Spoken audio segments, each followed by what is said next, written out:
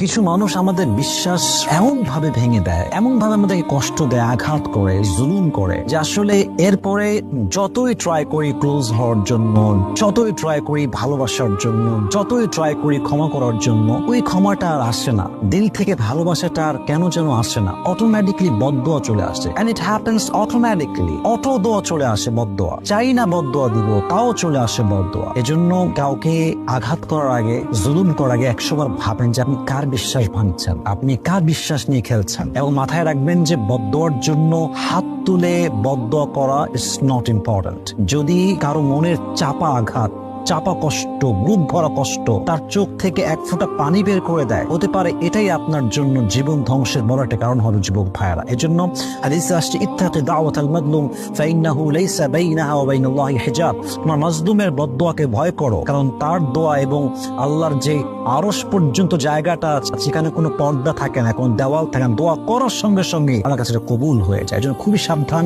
আমরা কখনো কাউকে আঘাত করবো না, বিশ্বাস ভাঙবো না, কষ্ট দিব না, ইনশাআল্লাহ তাআলা।